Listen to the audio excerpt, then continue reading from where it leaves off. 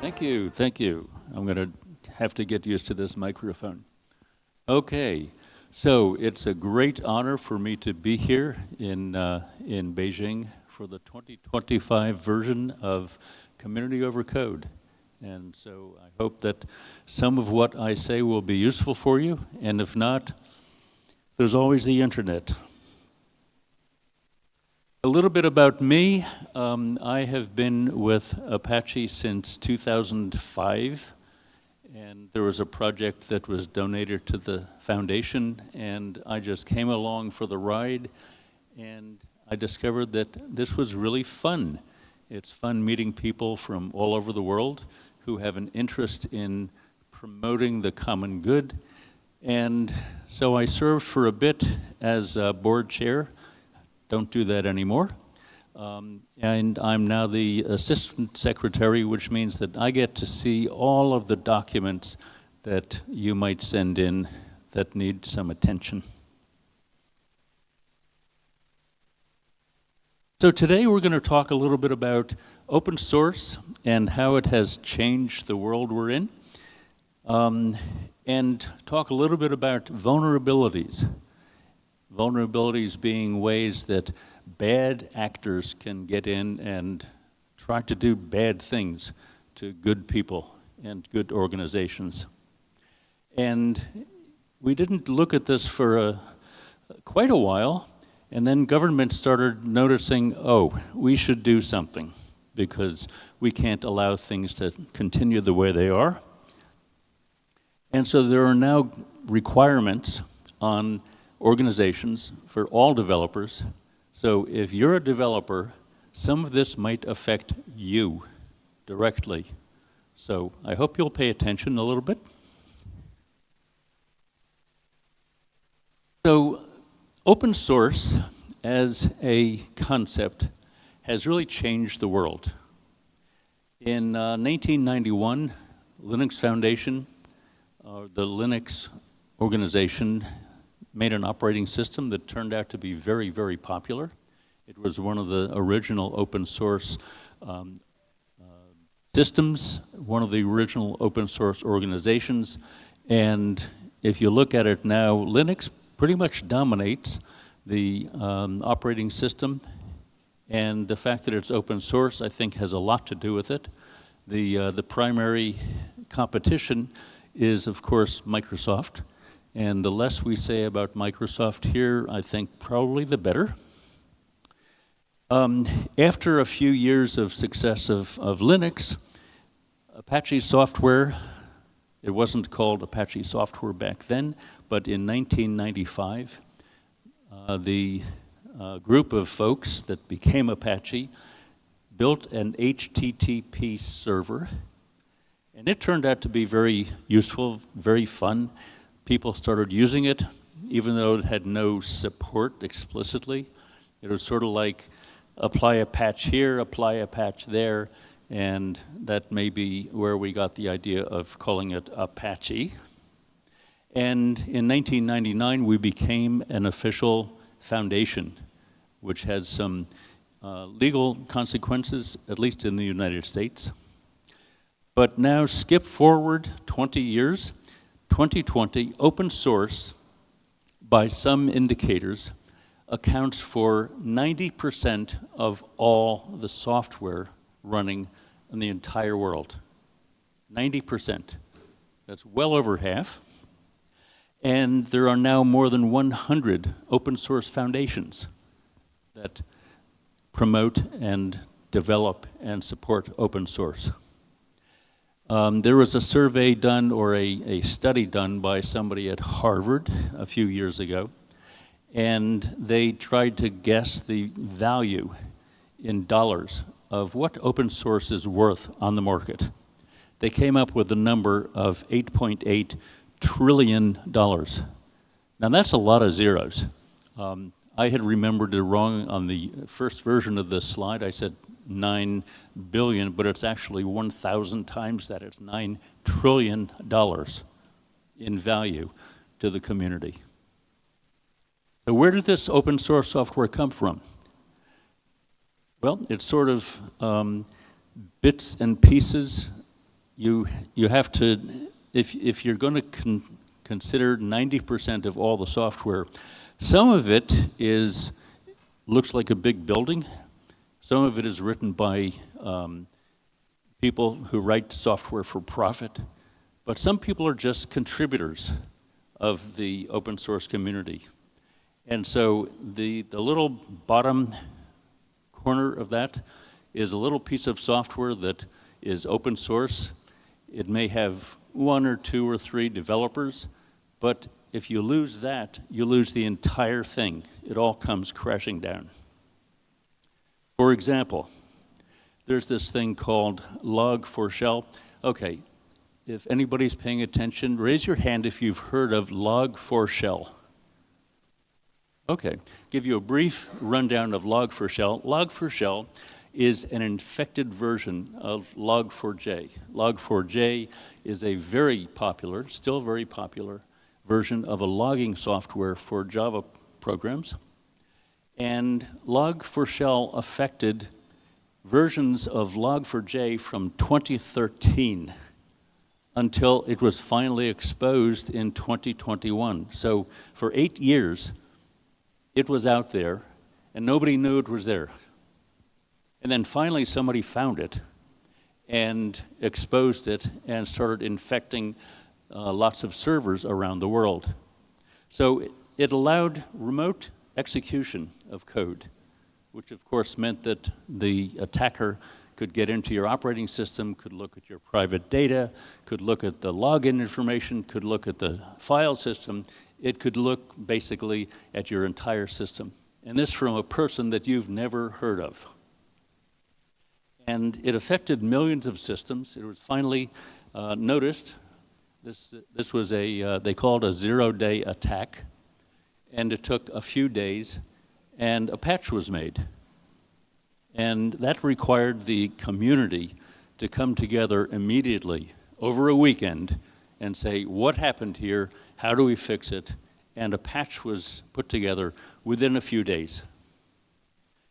But believe it or not, even after all this, there are still unpatched systems running production level code out there in the world. Amazing. Still unpatched systems available. Okay, so I think I went too far there. Yes. Okay. Here's another quiz for you. How many of you have heard of the XZ? XZ. Okay. XZ is a very tiny little piece of software. It's in every Linux system. It does a very boring job. It does encoding and decoding of encrypted packets.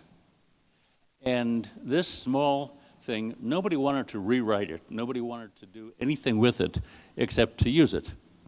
And so it languished with just a few developers. And there was this small community who was looking for resources, looking for people, looking for volunteers.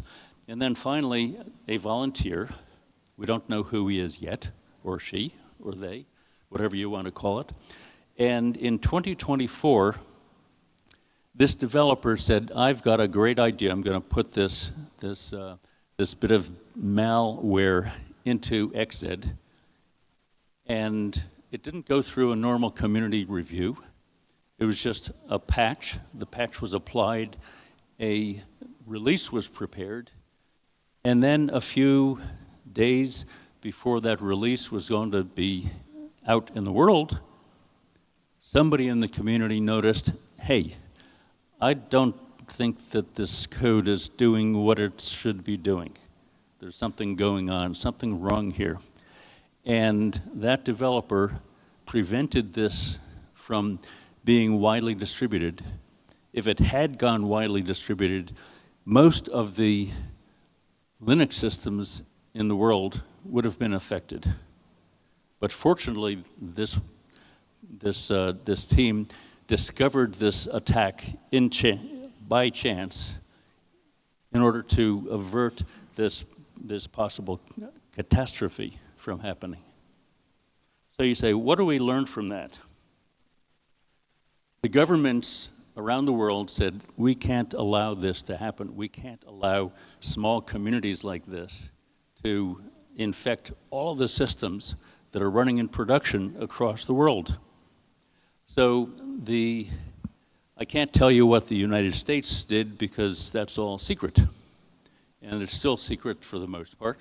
But we do know that in Europe, the European Parliament and the EC decided they're going to do something about this, and they introduced in 2024, just last year, they introduced legislation called the Cyber Resilience Act, the CSA. And the CSA, after about a year and some number of months, came up with a list of things that would be required by developers and manufacturers of what they call products with digital elements. And so your phone, your TV, computer systems, back-end systems, everything running in the cloud, that entire set of things is affected by this Cyber Resilience Act. And some of the requirements are security by design. You have to review your code to see that it won't be affected or try to avoid getting infected by bad actors. There would be a requirement to analyze the code for risk. There'd be a requirement for managing incidents, such as when somebody calls in and says, hey, there's a bug in your software. If you report that directly to the manufacturer then has a responsibility to take some action to ameliorate or mitigate the threat. So this also requires certain manufacturers to notify the government. If it's an especially horrible thing, you have to notify. If it's a severity level, you have to notify. And they even put a few incentives for manufacturers to provide this, and they provide for a $15 million, euro, pretty close, a 15 million euro fine for non-compliance.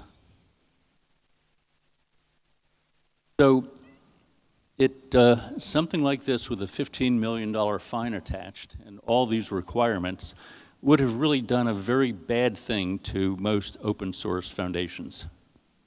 And so the Cyber Resilience Act carved out a special place for open source software foundations.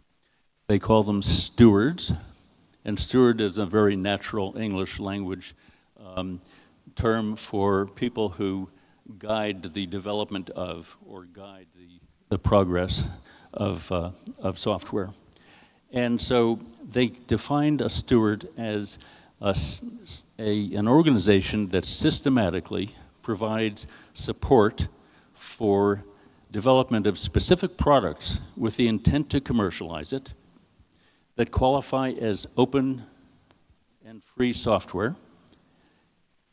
It's to be used in commercial activities, so there's a special carve-out for that, and to ensure that these products can survive. Now, note that there's no requirement for paying fines if you don't do some things. There's no requirement specifically for reporting to governments, although certain governments have stepped in and said, oh, by the way, if you have a vulnerability, you need to tell us about it so we can take some action. So the steward responsibilities, and this applies to most open source foundations, including the ASF, required to establish good governance policies, and we'll go over a few of those, maintain a list of known vulnerabilities. Now this requires some international cooperation to manage this list of known vulnerabilities, to cooperate with government agencies, which it sort of goes without saying, and provide patches and mitigations for known exposures. So these are what the open source stewards have to deal with.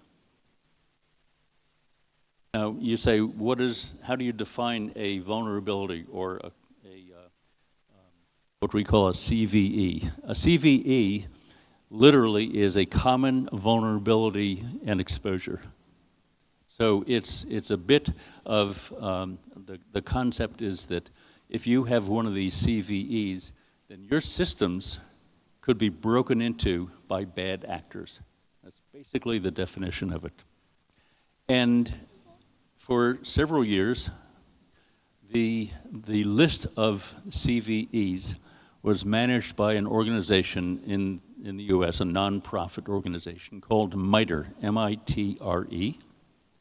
And the way it works is that manufacturers and stewards would report CVEs to MITRE. MITRE would assign a number to these things, and the number begins with, in this case, all the vulnerabilities reported this year would start with 2025 for whatever reason. They just picked a random number, and then a sequence of a serial number after that. So all of these common vulnerabilities and exposures, they're given a severity level. It's either low because you misconfigured your system and a bad actor could come in, to everything is fine except that a certain packet of data that claims to be a login or claims to be a request for service could corrupt your entire system. That would be a very severe, a critical vulnerability. Now, some governments require disclosure. For example, the log4shell was required to be reported, and in this case it wasn't. So there was a little bit of bad behavior there. And so this was a very good way for organizations around the world to communicate and collaborate on vulnerabilities. And then in 2025, MITRE announced that they were discontinuing service because the funding from the government ran out. And I'll leave it to you to figure out why the government decided not to fund this, but they did.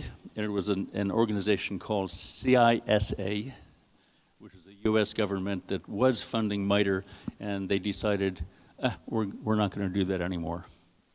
So the community responded, and we now have the commitment for 11 more months of service by MITRE, and it's still up to governments around the world to figure out how to respond to this. So in 2025, ENISA is now managing the database of vulnerabilities. It's hard to know where we're going from there, but in any case, that's where we are right now, waiting for some other organization to take over. So, in the ASF, we have a specific set of things that we do, and it's by policy. Every organization within the ASF, every PMC, as we call it, every PMC has a responsibility to do these things. So reports, some random person on the internet finds a vulnerability in a piece of Apache software, and they report it.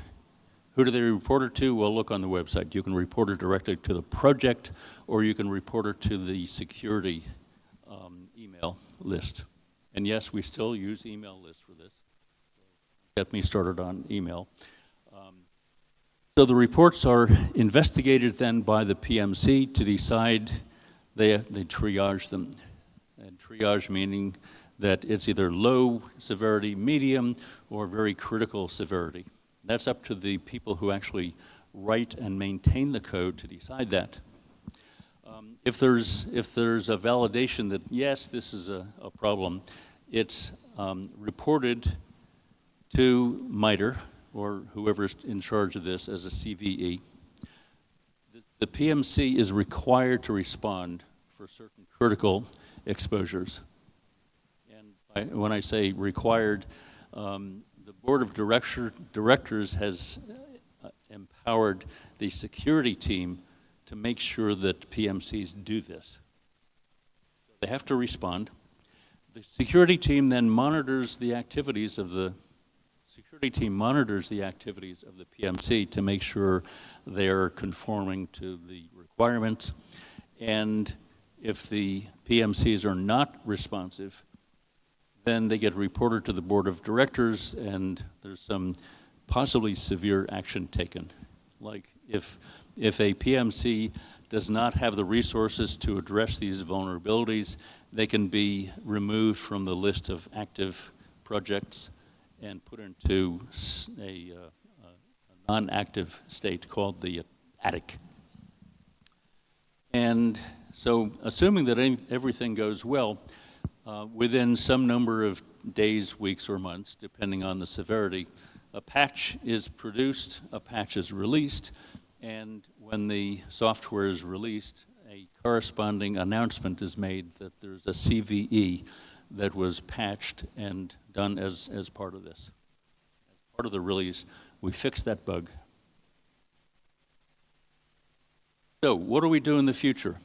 The ASF as an organization has decided that what we're going to do to help the project management committees do their job is to establish a project that's managed by the foundation to produce what we call trusted releases.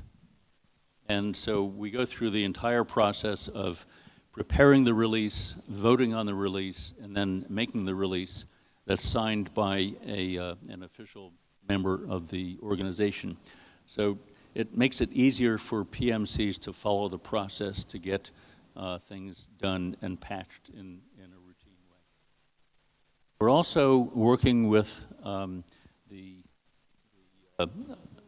foundation's fundraising team to see if outside organizations would like to sponsor ASF in terms of providing support for possible security violations. Then we're also working on supporting the software bill of materials, which helps when you have a piece of software that's out in the world and it has, let's pick a random small number, has 200 components.